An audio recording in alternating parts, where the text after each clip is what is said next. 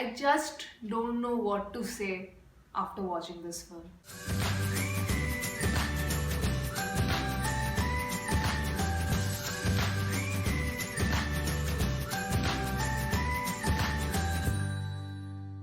Hi everyone, welcome to I Just React and Review. My name is Ashmita and I hope you all are doing well today. And guys, you know what? After watching Your Name, I thought that no other film can emotionally wreck me like Your Name did.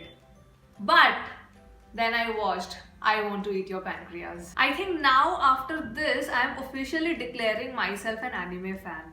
I mean, what a film! I think I cried more in this movie than I did in Your Name. I was a complete emotional mess after watching this film. So yes, without further ado, let's discuss this beautiful film in detail.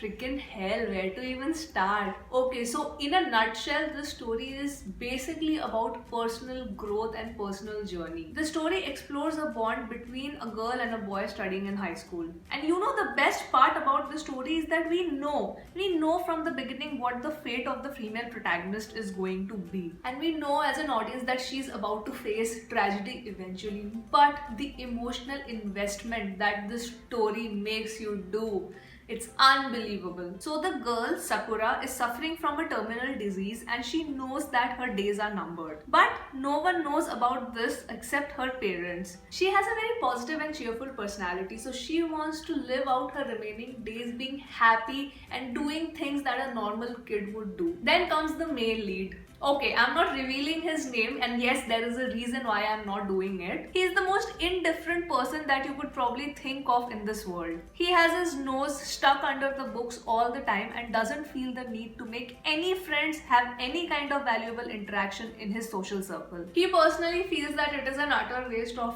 time in talking to other people and building any relationship because it is not going to add any value to his life. And he believes that this time is better utilized by reading books and gaining knowledge. But call it serendipity or destiny, he somehow ends up finding out about Sakura's secret, that she is suffering from this terminal disease and will eventually die. This actually piques Sakura's interest in him, that despite knowing this big secret, he's acting really normal and sort of really doesn't care about it. And then she forcefully becomes his friend. Well, I think forcefully is too strong a word, but basically the guy is not able to dodge her company even if he tries to. Now, long story short, they do get fond of each other, but this is not a love story. As the story progresses, you see how the guy's perspective on life shifts because of Sakura, how he starts viewing life differently because of her, and it is just going to touch your heart. And then the climax. Oh my god, it was the biggest shock for me. I was not expecting it. I didn't see it coming. Absolutely, my mind just stopped working for a second when that climax happened. And you know, at that point, I was already crying. And when the climax happened, I just started bawling my eyes out. The story of this movie is by far one of the best written stories that I have seen about life in general. I mean, the underlying message that this movie tries to give is so beautiful and inspiring. It just touched my heart. It is going to be an absolute crime to miss out on this movie. Absolute crime. Hiroko Seibu is a freaking genius. The score is such that it seeps into your soul and you wouldn't even realize it. It is there to give you all the feels and make you cry. She designed the score in such a way that your eyes will not have any choice but to shed tears.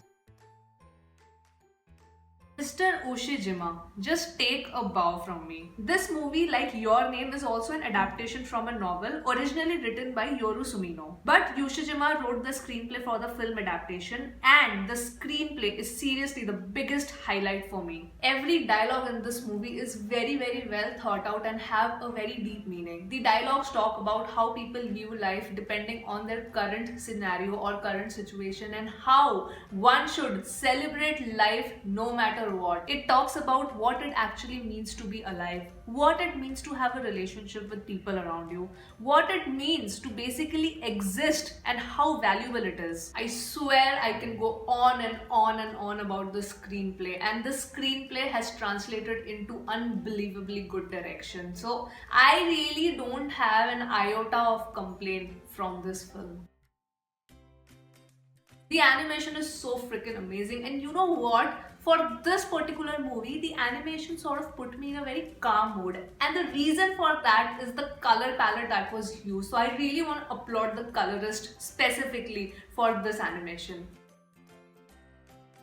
Like I said before, it's going to be a crime not to watch this film, and it's not because of the beautiful bond that we see between these two high school students. It's the message, is the message about life that this movie is trying to tell you, that how to view life and what is living all about basically. So I think that underlying message is so important for all of us to know. So that's why I'm gonna highly recommend this film. You can stream this movie on Netflix if you have a VPN, or you guys are smart enough to find this movie from, sources. And that brings me to the end of my analysis for this beautiful anime film, I Want to Eat Your Pancreas. I hope you've enjoyed this review and have come till the end of the video. And yes, you know what, before I sign off, a lot of you have asked me to review Attack on Titans, and the 4th season is about to come. So yes, I will start from the season 1, and let me know if you want me to review it as a whole, the first 3 seasons together, or do you want me to review it like season 1, season 2, season 3, and then maybe 4th season as a whole, or episode wise. Let me know. I am up for your suggestions, anime fans. So yes, that was it from me today. I hope you've enjoyed this video and have come till the end, and I will see you on my next video, guys. Bye bye.